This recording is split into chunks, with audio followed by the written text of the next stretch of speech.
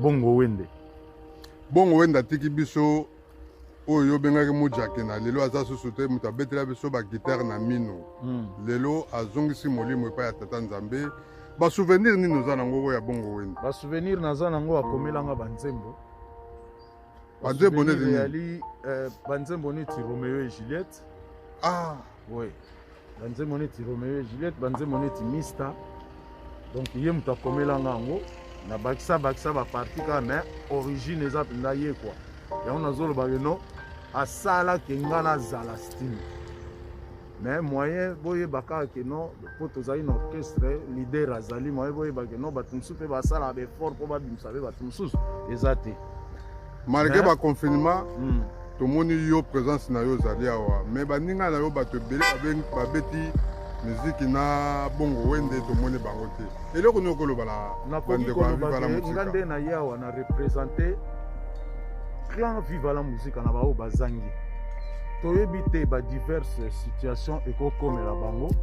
Poko ya awa déjà eza facile te faut ça la ba PCR ba nini et ko la ça va mikanda bon bon à part ça pe ba mambo eza ebele belé oyo ba.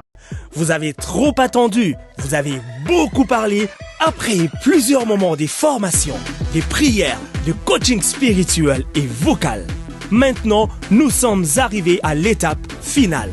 Les primes d'une saison spéciale.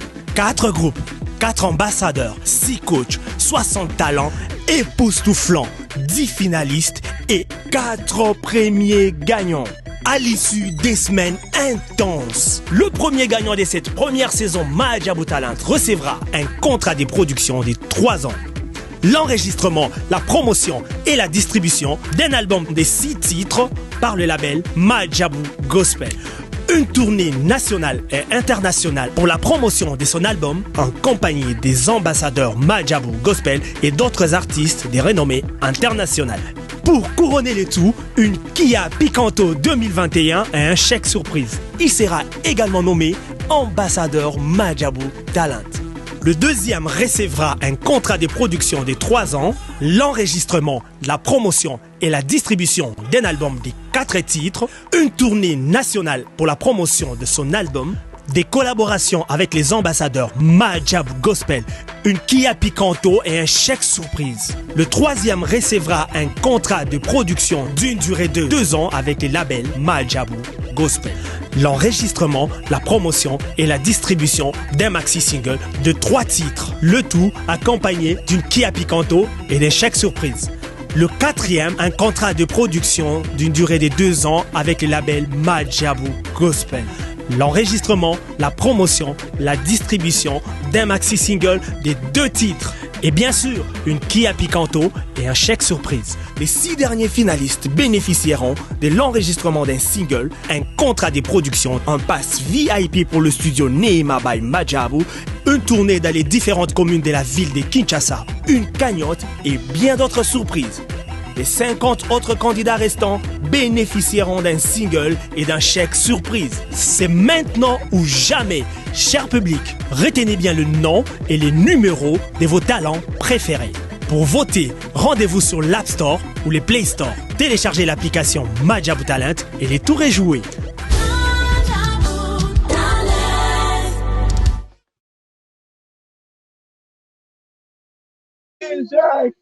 Aladji, prends vraiment trop bien sa face. Je veux vraiment lui permettre la télé.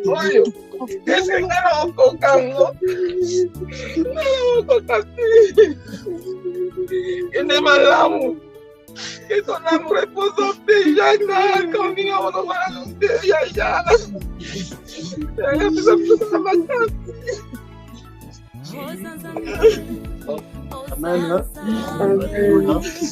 Donc voilà, par tout ce que nous sommes en train de faire là, nous comprenons quand même que le frère avait une famille. Il avait une famille. C'est sa sœur qui est en train de poser la question si c'est réellement c'est lui, c'est voilà, c'est une réalité. Notre frère avait rendu son âme en France, vers Rouen, je crois. Et c'est là où on a fait la mise en bière, tout a été fait là-bas. Bon, mais Je dis merci à Dieu et pour la famille. Que le Seigneur vraiment vous bénisse pour ce que vous avez fait. La veuve, hein, vous avez témoigné vraiment l'amour à celui que vous aimez. Parce que si elle a rendu l'âme à Rouen, c'est là aussi que vous avez resté un peu longtemps. Mais vous avez voulu rapatrier le corps jusqu'ici à Dieu. Ça montre vraiment que c'est une famille. Vraiment, on peut acclamer pour cette famille parce que il faut le faire. Ça fait un corps de la France jusqu'ici. Et par cela aussi, je vais profiter pour dire aussi. Donc voilà, le frère avait une famille. Si quelqu'un parmi nous se rappellerait d'un contentieux ou quoi que ce soit, mais voilà, au lieu de spéculer, voilà, vous pouvez voir la famille pour aller annoncer votre contentieux. Et si vous le devez aussi quelque chose, on ne sait jamais. Vous savez, nous, on n'a pas vraiment la culture de faire des testaments, tout ça. Vous savez, les Bantous, les Africains, nous ne pensons pas trop à la mort, mais c'est une évidence, c'est une réalité. Alors, si vous devez aussi, vous avez des choses, vous rappellerez, que vous vous rappelez, c'est que nous suivons même en live, que voilà, telle chose que je possède, voilà, c'était un prêt, des choses comme ça. Vous voyez, la famille, et rendez aussi ce qui lui appartenait, ça sera logique de votre part. Alléluia. Voilà, nous allons maintenant demander à nos amis d'accomplir la parole de Dieu avant que le pasteur puisse prier. Parce que la Bible dit que c'est ici le terminus, le rendez-vous de tous les vivants. Dieu avait dit un jour que de la poussière tu as été fini, et c'est de la poussière aussi que tu vas retourner. Alléluia. Alors nous allons demander à nos amis qu'ils viennent. On va rendre le corps de notre frère. Comme nous l'avons dit, le corps va être sémé misérable, corruptible, mais nous croyons à la parole de Dieu que le corps sera ressuscité glorieux. Ça, c'est la parole de Dieu. Ça, c'est ce qui nous montre qu'il y a un Dieu et Dieu, il est le Tout-Puissant. Alléluia. Parce que c'est lui, ce n'est pas un sorcier, ce n'est pas une personne qui est à l'origine. C'est Dieu qui avait dit qu'un jour, nous mourrons et c'est sa parole qui s'est accomplie. Voilà pourquoi nous disons paix à l'âme à notre frère et courage à toute la famille. Si quelqu'un connaît un chant, on peut retenir un chant tandis qu'on est en train de faire descendre le corps de notre frère.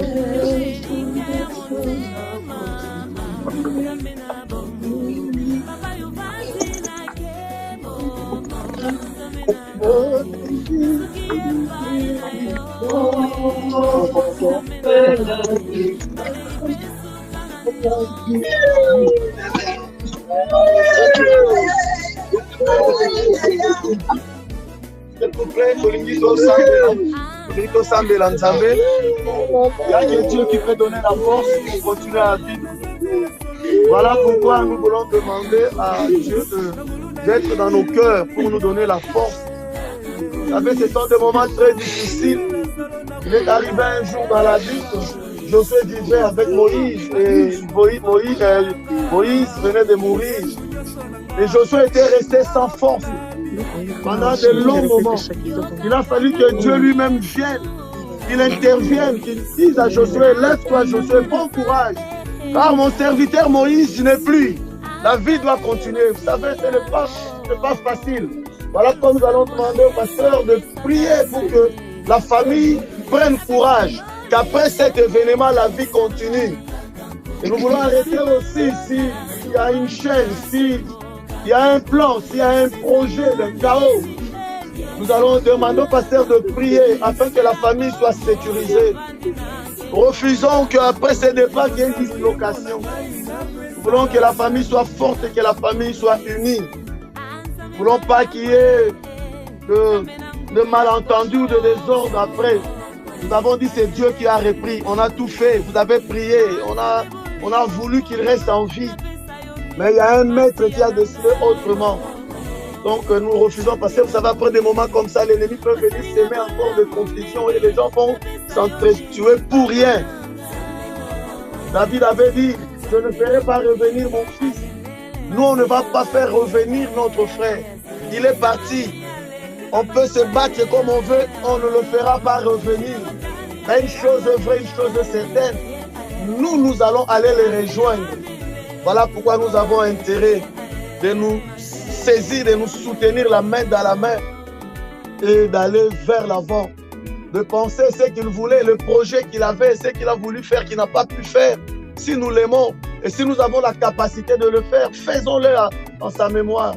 Ça sera encore quelque chose de très bien, d'honorifique. Voilà pourquoi nous allons suivre la prière de pasteur. Amen. Chers frères et sœurs, nous sommes arrivés aux derniers instants de la dernière demeure de notre frère bien-aimé, Bongo Wende, où son corps va reposer à cette terre. C'est pourquoi nous allons simplement rendre grâce à Dieu, lui qui a donné, lui qui a repris, telle est sa volonté. Nous ne pouvons plus changer les circonstances étant. Rendons simplement gloire à Dieu et recommandons toute cette famille aux mains de Dieu afin que Dieu puisse les soutenir, qu'à travers les projets que Dieu a pour eux, que ce projet puisse se réaliser. Amen. Saint, Saint, Saint, le Seigneur Dieu, le Tout-Puissant qui est et qui vient. Alléluia. Saint, Saint, Saint, le Seigneur Dieu, le Tout-Puissant qui est et qui vient.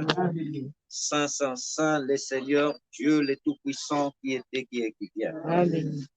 L'Éternel est mon berger. Amen. Je ne manquerai de rien. Amen. Il me fait reposer dans des verts pâturages. Amen. Il me dirige près des eaux paisibles. Amen. Il restaure mon âme. Amen. Il me conduit dans les sentiers de la justice Amen. à cause de son nom. Amen. Quand je marche dans la vallée de l'ombre de la mort, Amen. je ne crains aucun mal, car tu es avec moi. Ta houlette de ton bâton me rassure. Tu dresses devant moi une table en face de mes adversaires. Tu annules ma tête et ma coupe de bois. Et le bonheur et la grâce m'accompagneront tous les jours de ma vie. Et j'habiterai dans la maison de l'Éternel jusqu'à la fin de mes jours. Alléluia. Alléluia, alléluia, alléluia. Amen. Éternel des armées, Père créateur des cieux et la terre. Amen. Nous te rendons gloire, nous te rendons l'honneur et la majesté. Au nom de Jésus-Christ.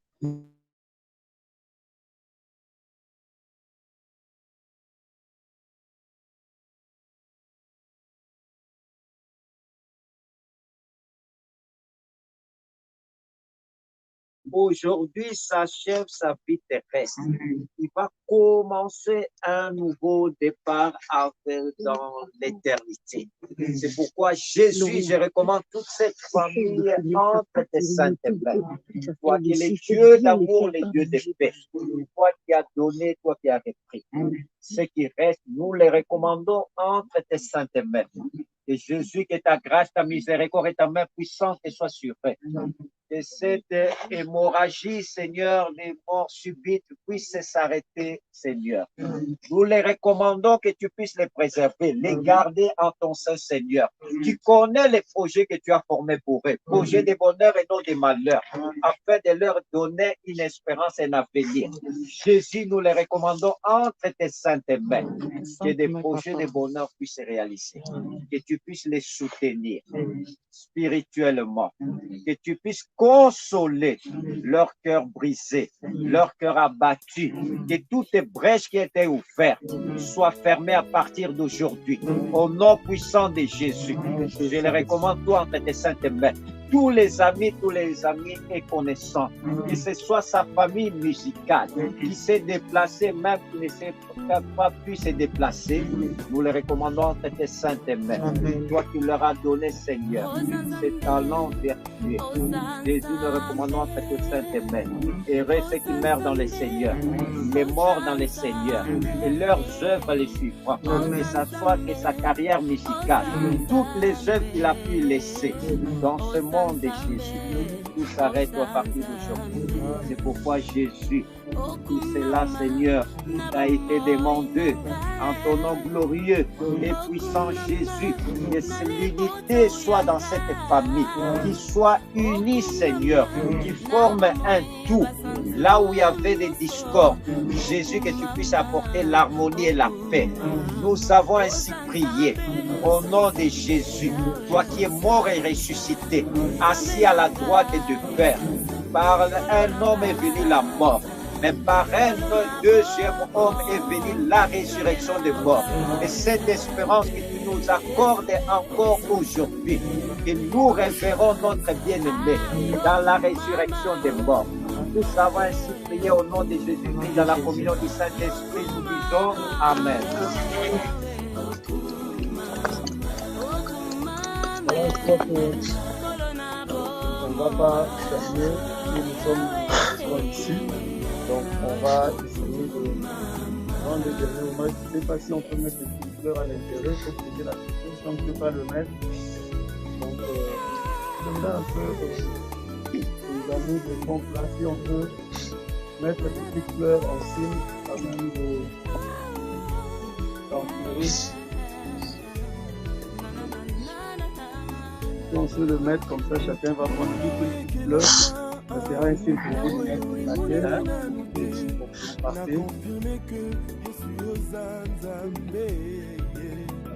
Et revêtu de gloire et la justice, moi je me tairai jamais. Kolobana mokili ete yozanzambe.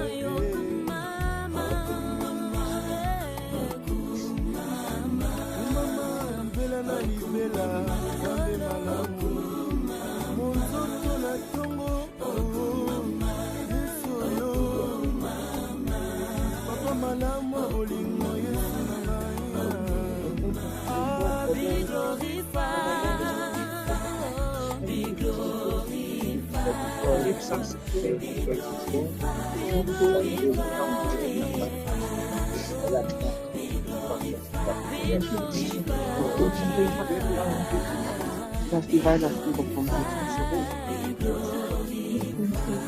Ça va, donc on va donner à la famille, s'il vous plaît. Sinon, ça va être rempli de fleurs. Hein. On va donner aux principaux de fleurs. Comme ça, vous jetez une fleur et puis vous allez partir. Donc, ça sera vraiment une façon pour nous de l'enterrer. Mais il y a la veuve. Je crois qu'on va prier parce que la Bible dit que le mariage ne tient que lorsqu'on est sur cette terre. Quand on est en vie, ne libale les alaka. Et puis le lien, il y a libala. Le lien du mariage ne tient que quand nous sommes en vie. Au ciel, il n'y a pas de mariage. La Bible dit lorsque l'un des conjoints part. Donc c'est là où cesse aussi le lien de mariage. Donc voilà pourquoi le pasteur va prier simplement pour le doigt là où il y avait l'alliance entre notre maman qui est restée la veuve et notre bien-aimé. Donc il va faire une courte prière pour séparer ce qu'était leur alliance. Et c'est là symbolique qu'à partir d'aujourd'hui, elle est libre et elle a le statut de veuve. Et nous croyons qu'il y a un mari de veuve qui est là, qui prendra soin d'elle et qui prendra soin aussi des orphelins. Si le pasteur peut faire une brève prière, on peut nous donner un bouquet de fleurs naturelles. Naturel. Hein? Naturel. Oui, il faut bien. Ça, c'est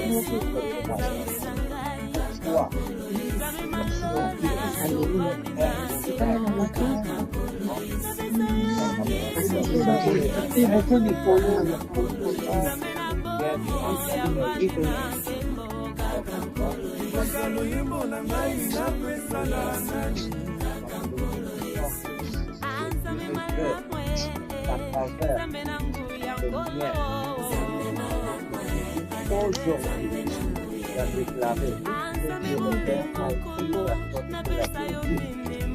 Ceux qui allons délier au nom puissant de Jésus de Nazareth. Bien que les gars qui demandent à partir de recommandons la bien-aimée entre des saints de la vie. Dieu nous offre le Dieu constructeur.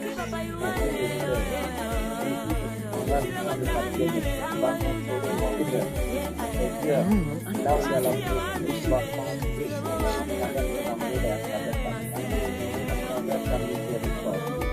nous la recommandons à des saints de rester parmi les vivants, les bien vivants de Jésus de Nazareth, que soit seul en marche en Dieu. Que vous les avez unis à partir d'aujourd'hui, ce serment, et rompus au nom puissant de Dieu. Pourquoi je la recommande aux saints de cette alliance en Dieu, signifie qu'il n'y a plus de mariage, et que les livres de ta vie va continuer la puissance du Saint-Esprit. Nous avons ainsi prié au nom de Jésus. Amen. Merci, pasteur. On va donner. Est-ce qu'il y a des personnes qui veulent une fleur de ce côté-là?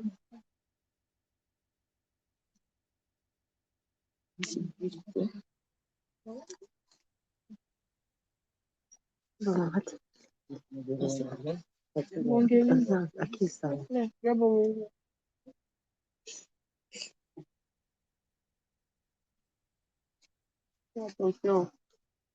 Donc, on va permettre que la veuve jette sa fleur et puis. Merci.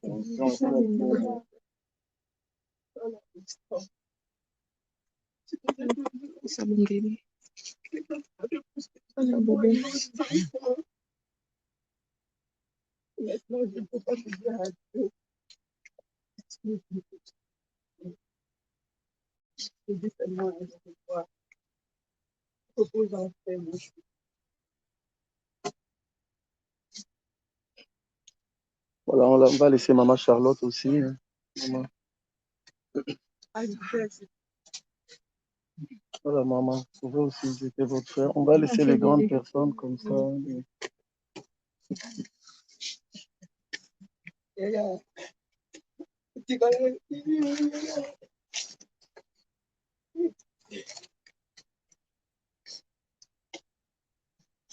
Voilà, si on met sa fleur, on peut partir. Hein.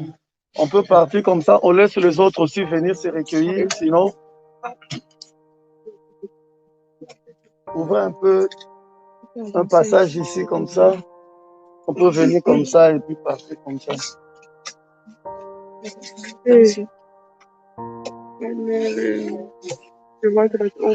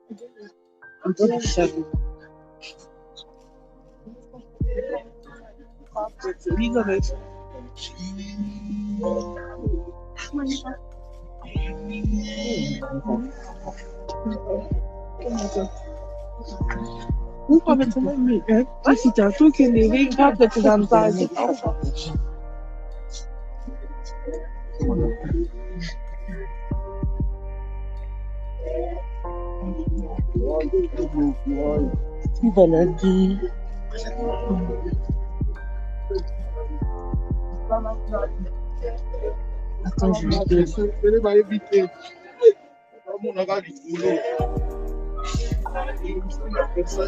Yo zala courage on dit ma on devant devant ba. Sala ngai ko banda na seti likolo. Secret musical de na travailler na yo za grand guitariste. Aibite mususu libasiko aibite. De na genre na yo za unique tina mino beta guitare bazai mwana muke. Tina yo sala na yo bien. Que ton âme repose en paix, mon général.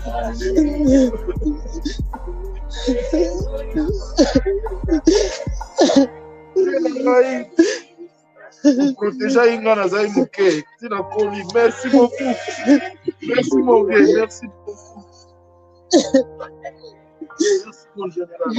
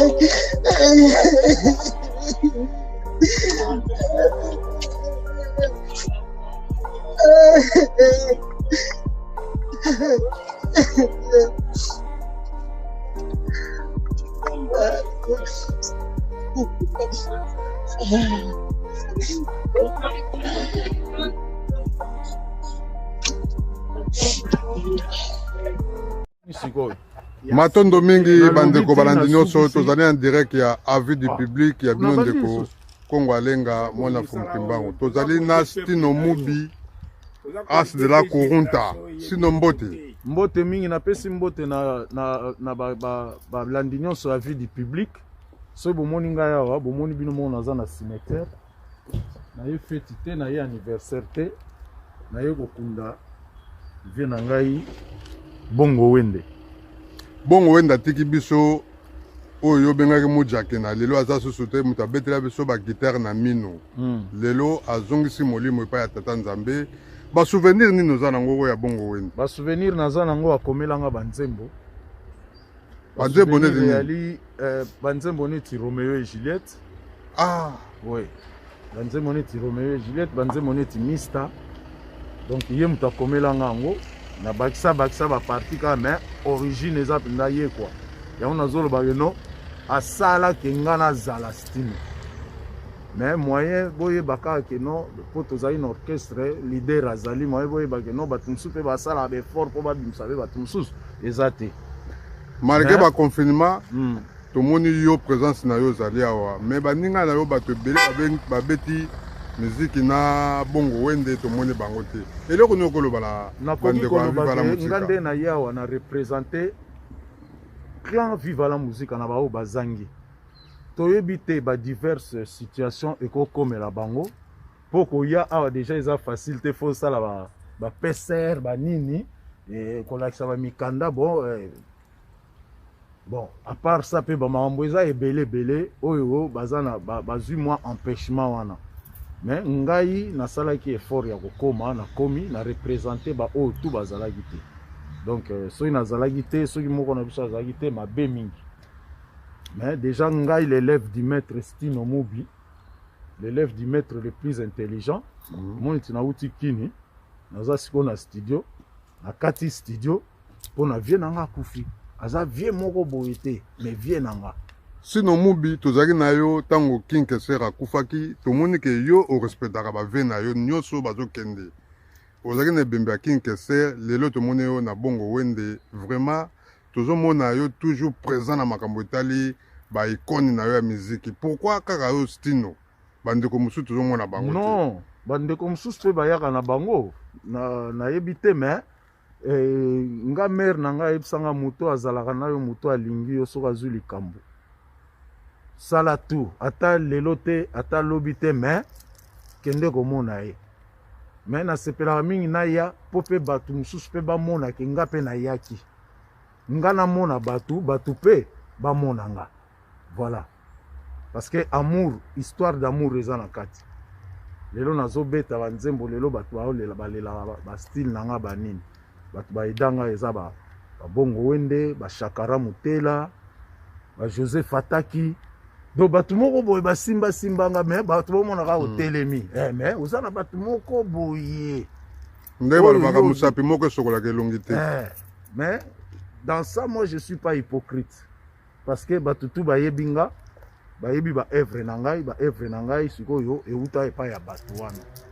O ba sali ke non ba sali nga musique ya danser ba ya Joseph Fataki ba ya baya Jacques tout ça moi sinanga lobi non oko vanda awate ngana tika mbote mingi na mama na biso menjengo ngana tika la nanda kuna bakoko po bakoko baza kuna yo kende oko lala awate na ibse na bite na na miati na damia lobi o dame ndenge nini okende kuta banzela ngo okekuta makambo kuna esili kende kaka na ye mais lelo bongo wenda aki bongo wende na Paris tango bakoma ye na province soka ye Paris avanda epa na nga na mwasi na ye donc vie na nga quoi ozo comprendre omoni tosalaka na bacompagnie mais barelation mosusu ezalaka eloko moko boboko okabola te ti lelo ti na ndenge toya kokutana ti na ndenge achangeaki bakote donc pepele merci vraiment bongo wenda ke atiki leki na ye mwana na ye bobo bongo alo liloba nini okoloba na bana nyonso bongo wenda tiki na oloba kaka ke bagarde toujours kombo wana bien bakende na bêtise te bakende na bilobela te parce que vie azalaki motu moko généré aza ovivre na bato tu bazala na kondima donc biso mpe tokobosanaka bango te tant que toza susu en vie alo eloko nini tokozela sino mobi na 2022 2022, quand moi avec l'autre avait l'élève du maître serait toujours très présent. Titre, quand moi avec l'autre avait. Non. Hein? Ne rêvez pas, ne vous étonnez pas. En français, tu mais Torozela, Naza un album, Nazo bimsa nouvelle vague. Donc, Mikolo na bimsa 3 singles déjà, il y a nouvelle vague. Est-ce que.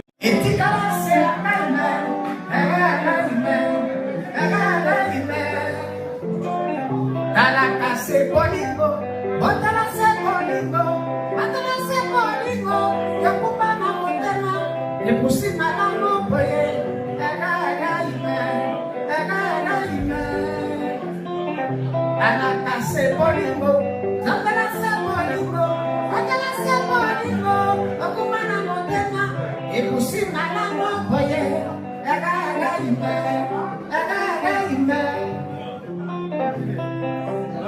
Papa ma semaine, senza e come l'amour.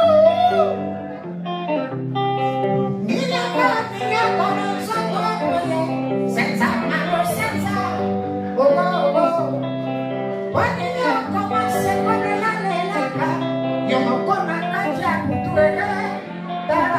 Dai pena sarà poi pena dai, la sua cara lontana. Molema, e comanda voi a mawa. Morosi, e ti dà sempre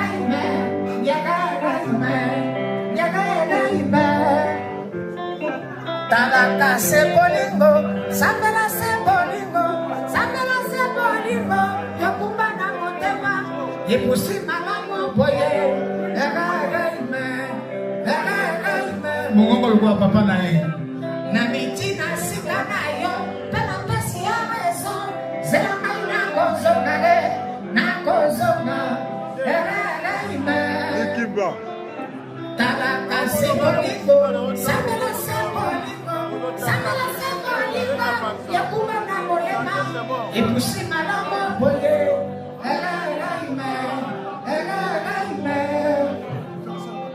na mitine sika nayo, pena pesi ya rezo, zela na kozonga.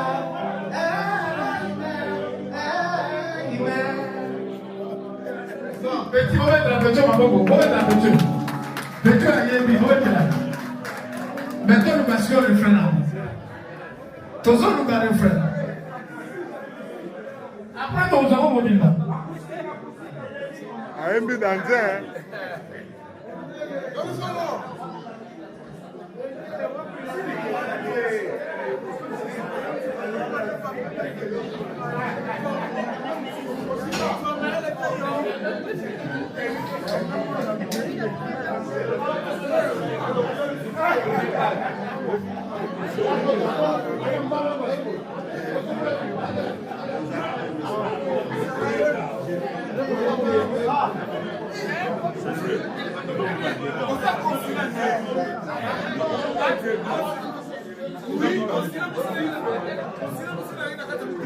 Les gens ont vu ma chose, là, tout le monde est maintenant au Bimba. Ah, en tout cas, très bien.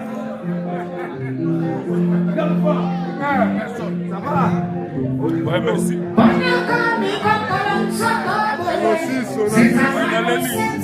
Nous avons beaucoup de on a monument, un grand artiste, mais toujours regretté pour lui.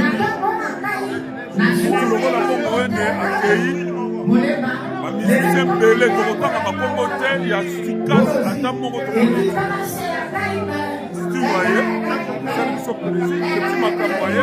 voilà. Comment est-ce que ma collègue ouais, ma collègue les géants, voilà. Donc, ça reconnaissance. Il y a moi, artiste, Molingana. Voilà. Donc, vraiment, l'histoire de Pomouane, exactement, l'histoire de Stikas. Nous, ma mission à Stikas, ma idée de Stikas, viva la musique. Non, viva la musique, après, bon. Style noyé, petit macamoyé. Tout le monde ne sont pas venus. C'est vraiment malheureux. Dès qu'on a vu dans le pays, ça passe pas mal. D'abord, quand on a une polémique, après, on va nous faire un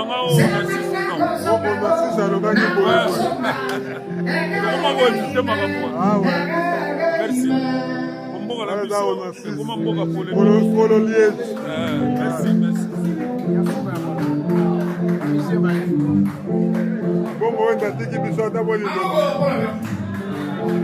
Ah bon, j'ai dit un biseau.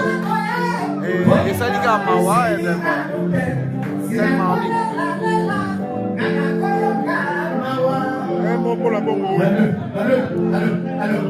ça va, mais bien attirer les sauts. Bon, parce que là, on a mis ma lame, ça me courage au bout de la vie.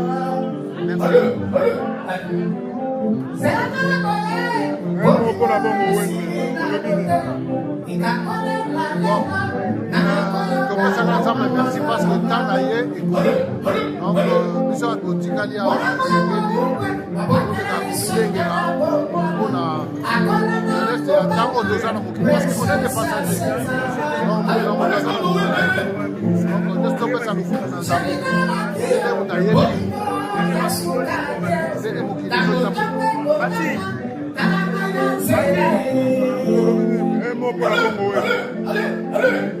ma dernière fils aîné. Dernière fils aîné quoi. Donc il y a qui va rapport à ça j'ai fait parler. Donc le mot local il est déjà donc voilà quoi. Le mot local yango to ba oyande ni parce après matos c'est ça bien. Matos c'est ça ma guitare c'est ça ma oyande bon sinon la bien c'est ça quoi. Donc personne n'a pas accueilli donc guitare ça peut être guitare la mine oisate te ba osala te ba osala soute donc on a caché on a le signe nango quoi donc on a caché donc c'est papa oui ma tout ça on bima te quoi eh là mokili et là batu bazala là et ça ba marathon na osala soute on a un siècle, monsieur Goyande, on a la marathon sur la primaire, c'est aux Aladins. Voilà, tout à fait. C'est aux Aladins. Marathon, ça va. Va pour la bien savoir.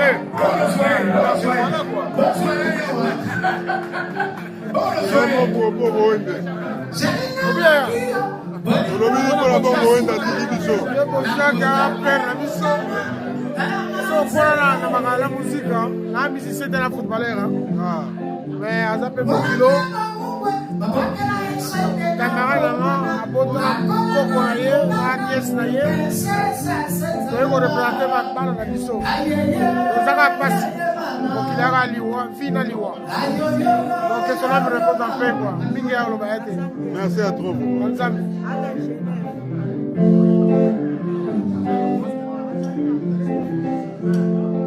Je sais pas.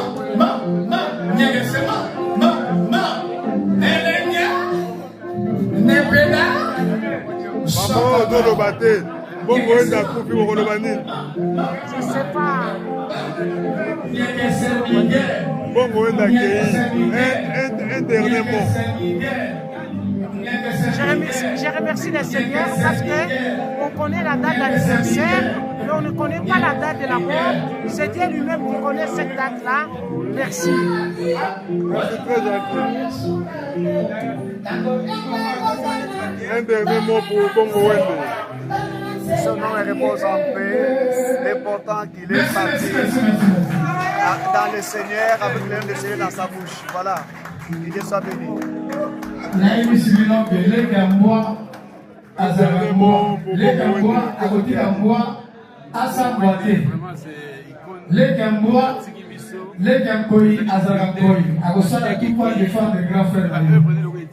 Donc maman est pas amenée aux hommes. Comme tu vois, donc tous les musiciens, de Liège, Bakini, si on dit à Lingala, Bakakatima, Samir m'a confié, donc ma musicien, maman n'a pas un Zouaka, puisque bon, je dis que le deuil du grand frère Bongo Wende, tous les musiciens congolais, ils ont fui en Liège, Papakati. Donc on va mettre ça dans YouTube, en Facebook. Makambo Sar, le tout au Camon, le petit Makambo Sangwa. Pour la monde à YouTube, tu es dans Facebook, c'est ça. Moi, je vais vous filmer là. Bon, là, il s'est remis. Matin, bon, t'as la podium. Va filmer bien, maman, matin. Là, c'est un podium. Papakati, t'as. Badia quoi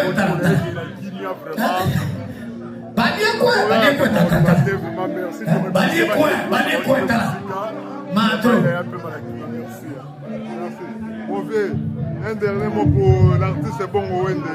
On est direct à l'avis du public. Je suis encore sous l'émotion, je n'ai pas grand chose à dire. Tout simplement, la prière pour le Dieu a donné, Dieu a repris, et que son âme repose en paix. Donc là, je perdis un frère. C'est l'émission La vie du public. Je viens de perdre un frère. Nous avons commencé la musique ensemble, moi et lui. Donc comprenez, il faut me comprendre là où je suis. Merci. Merci. Ben, juste moi, ça passait pour se présenter, Pengaï, Pepe Baouba, donc à mon amatongue, mais entre la frontière, les ateliers, les imba ou yolo, ils sont fous, n'a pas regroupé. Donc, vous savez, vous avez pembeni, ma elikia. Mais biso pas la biso, toujours continuer la biso, to vandi, to la biso. La famille ne va pas beaucoup que nous. Il va pas kende promettre de biso to zali to tikali donc surtout na pesa mbote bana batonge jabi momoko. Bona nyoso mosali pe na organisation so mosali na kili bona toujours ka là total ba image que mais vraiment. Ah donc ba to moso ba sala ba sala toi na minute ba sala ba podium passer à to mettre musique pour ba kobila passer to boss. Mais ba c'est ba monanité. Ba musicien bon et c'est l'organisation bon to monika ba église hein ba configuration entre l'église et ba lingité ça l'instrument na ba simba te tout ça vraiment ba problème mais na qui le gars libre liberté ça na ba toi sepeli na bango passer là qui ba musicien donc puis on peut justifier que là qui musicien papa Wemba donc papa Wemba roba quelque chose de papa Wemba donc on est au monde là il y a moi toujours on défend toujours qui veut pour la terre Richard défendre papa Wemba vient dans nous a toujours quelque chose à dire la biso donc on a mauvais on a pas à lobby à yo donc ça on a accepté bien qu'il so tika nzamba batela biso merci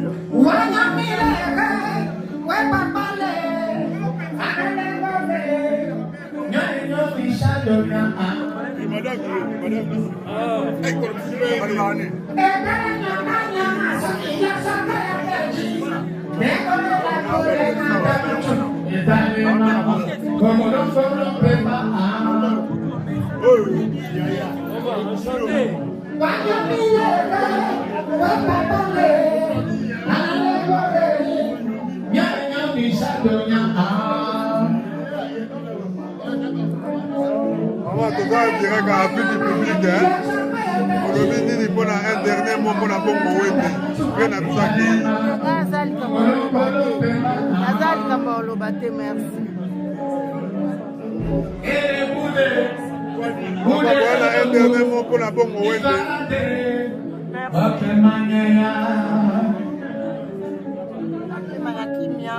Ma maman t'enseigne bien dans la piste, ma maman. Ma maman, s'il vous plaît, Nieka. Ma maman, Boya. Ma maman. Ma maman, Nieka. Un dernier mot pour la bombe wende.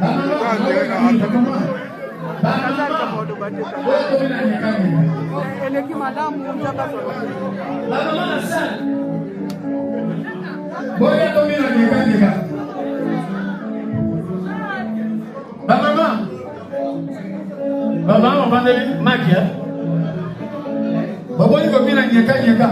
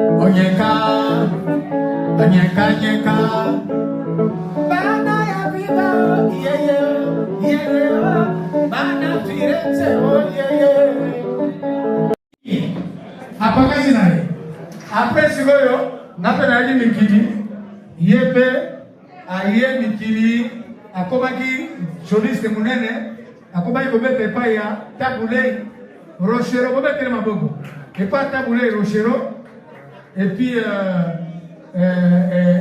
Batambouna Taboulé, Taboulé à Koufi, de Sigoyo, Aye Bakotoyo. Donc Moutulangai, Azali Moutalobaranaï, Minité, mais guitare est dans ma boque et Rosakanate. Donc famille en bois, ne pas boire en bois. Donc soliste mon ennemi n'est pas bon. Tobandé en mouquet, Tobandé en mouquet. Abeta. Ah ça vient Abeta. Abeta. Abeta après. Après, tu regardes.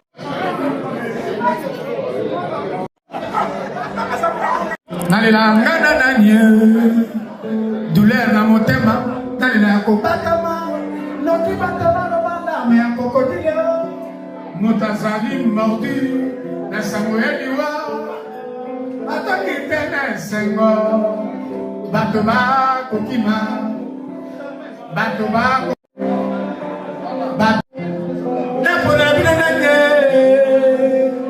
ngana no bina ngai na podi na gaboko wende douleur na motema na ngai Yesu toto barama na pona bino na ye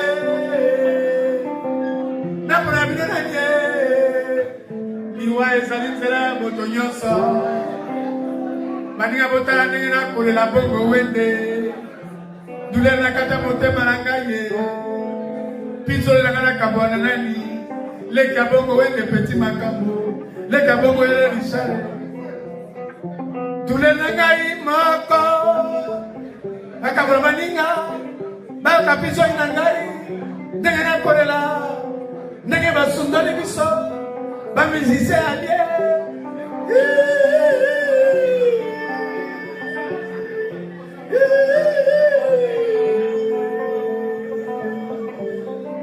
Yesu Toto baraba na pona bino nanye nazali kokanisa ngai moko liwa na ngai ndenge kozala ndenge nakolela na miso ya Nzambe ndenge nakolela na miso bandeko na ngai miso bandeko na ngai miso bandeko na ngai na miso bandeko na ngai papa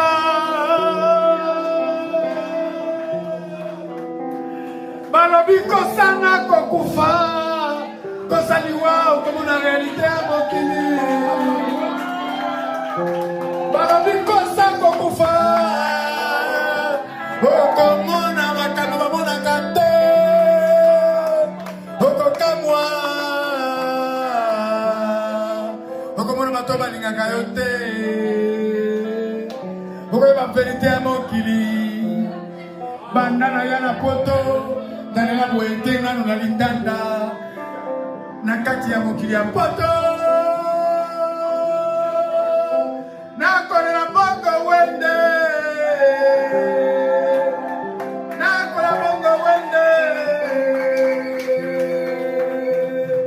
seriaka kofilme yango bamona etikala souvenir monene seriaka baswa portable na ngai yako filme zwayo yako zwayo mama na bana zwayo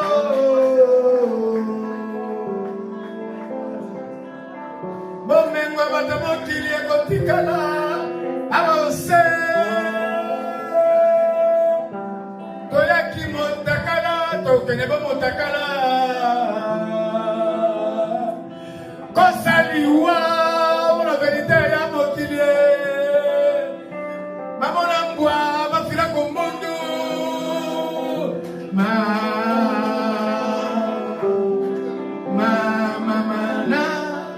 na ngai mama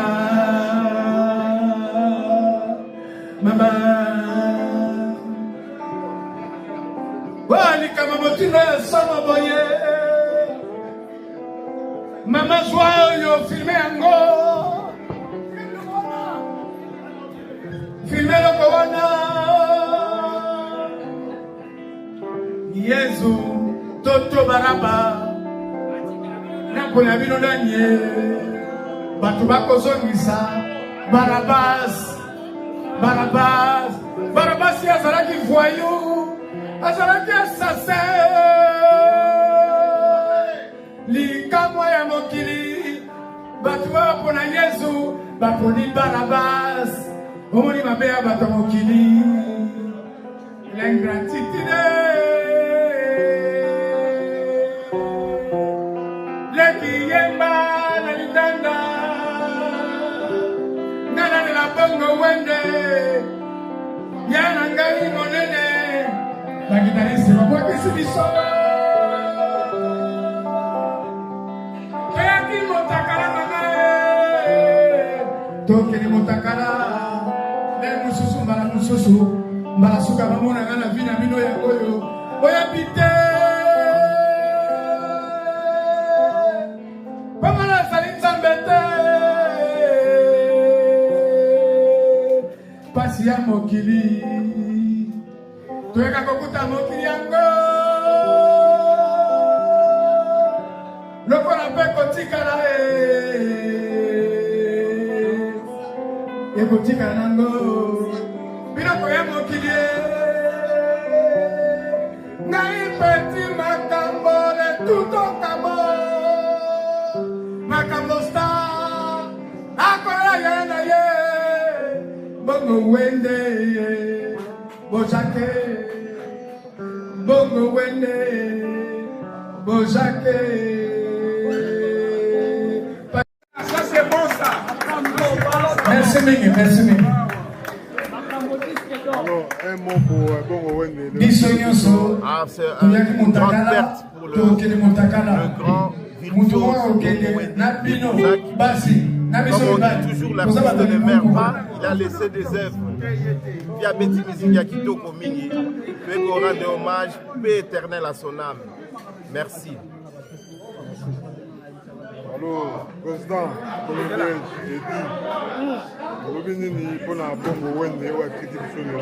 bon, ngai personnellement, nakola na musique na bango.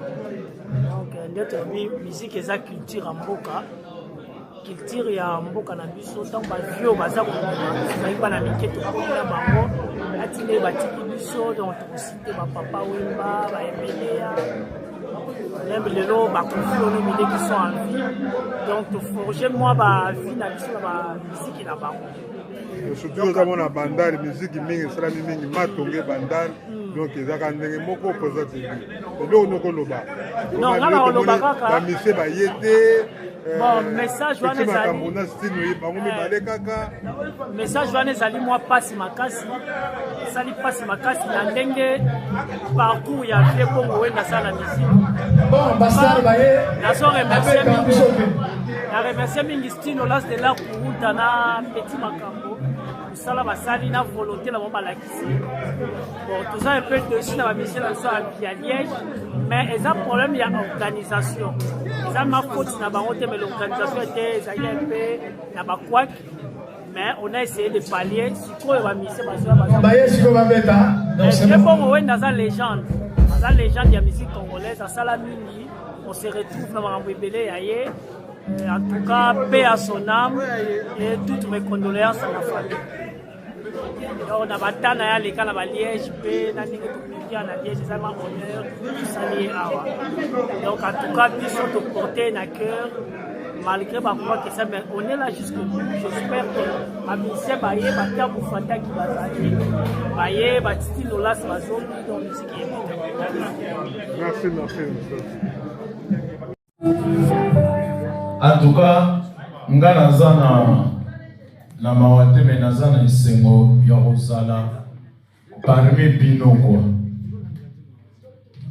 Donc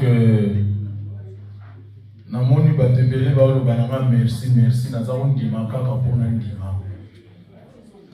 micro mais na devoir nanga ya artiste moto na moto azalaka na relation ya ndenge ya lolenge na moto. Alors relation na ngai na Bongo Wende azozwa nga penza ndenge azozwa Richard a protéger kingai na viva la musique pour nazalaki le plus jeune parmi ba master tout to ba vieux tout.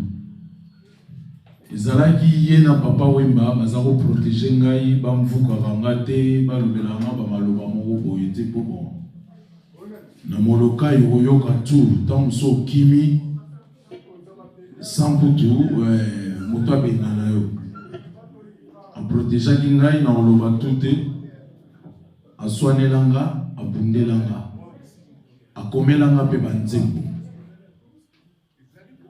Tout à l'heure, Kouloutou na biso alobaki banzembo nyonso ya Bongo na komela qui était eza bomote eza na collaboration na quelques chansons oyo boyebi Roméo et Juliette, Mista T. Donc il y a des musiciens qui sont hypocrites. Mais moi, je ne les suis pas.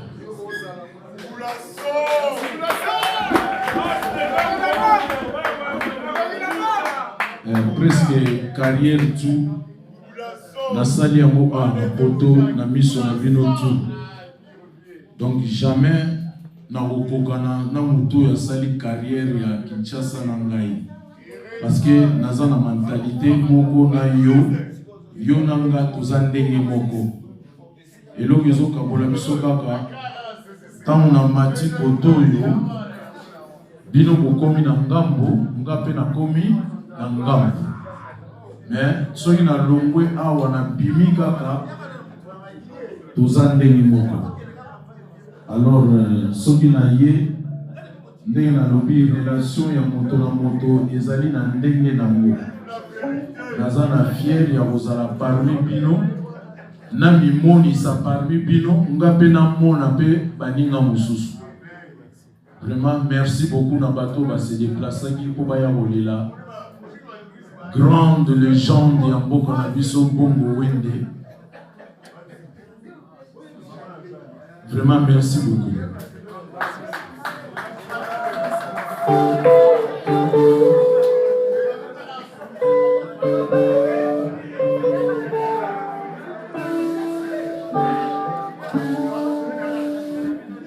Motema motolinga se na makanisi mejengoi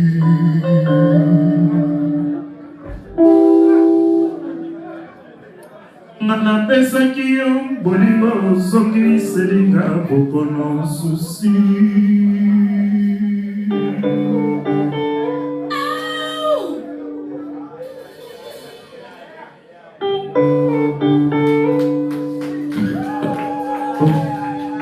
Kitoko nezaleli na yo etindaki ngai napesa masanga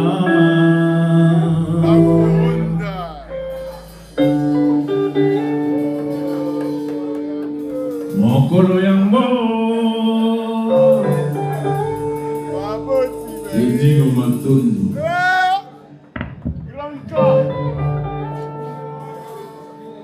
baye ozalaki te nzoto bimaki na ye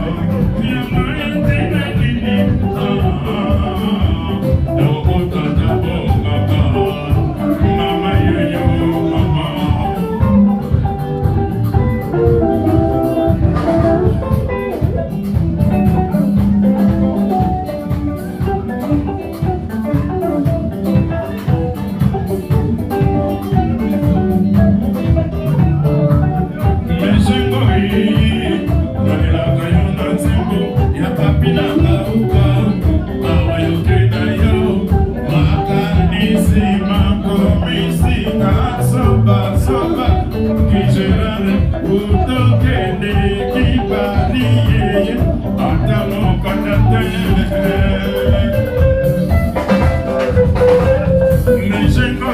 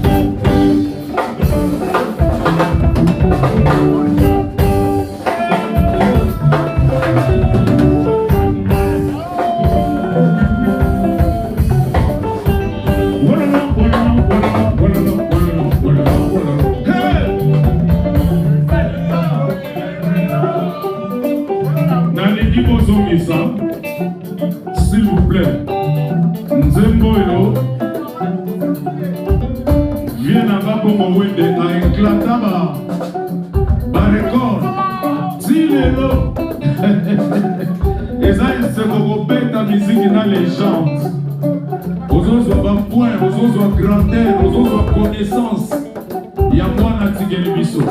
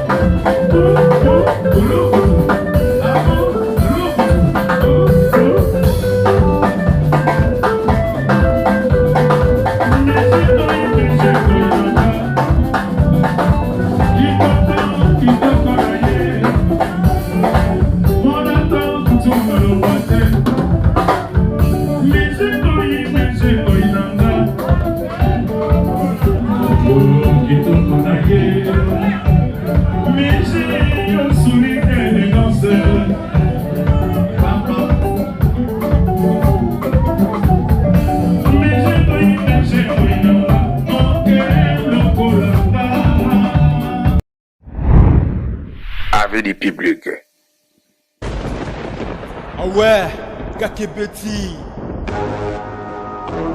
C'est qui a vie du public est bandit. Y'a mon balaman des fois Pembe. Didier Masuki. Andy Chou, Narcisse Desaron. Afrique, Amérique, Europe, Asie, Abidi Bibi. Et Zolandama. Afrique, Amérique, Europe, Asie, Abidi Bibi.